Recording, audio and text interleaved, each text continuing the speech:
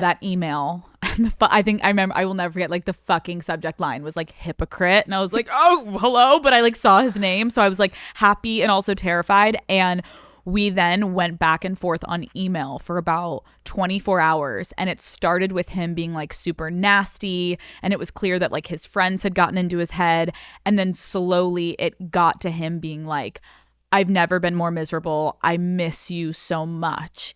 And that really fucked with my head, because as hard as a breakup is, for those 72 hours, I was slowly trying to, like I said, pick myself up off the side of the road and really start to like repair. I was in no way, shape, or form ready to completely be like, all right, I'm back on my feet.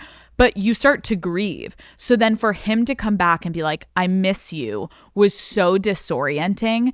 But I think I also clung to it because it felt like I don't know. It felt like, why wouldn't I take that, right? Like I was angry, but I also, when you're angry at the person that's breaking up with you, there's also a part of you that's like, but they also were the closest person to you in your life. So I was kind of like wanting to get That's what I was going to ask. In that first like conversation that you guys had going into that, were you hoping to get back together?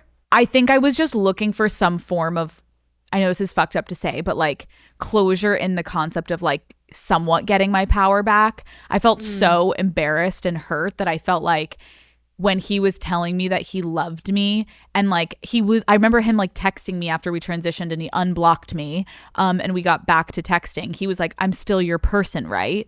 And so imagine the mind fuck, which I think we should get into today, is like, I'm looking for closure, but he's still saying, I love you. You're still my person.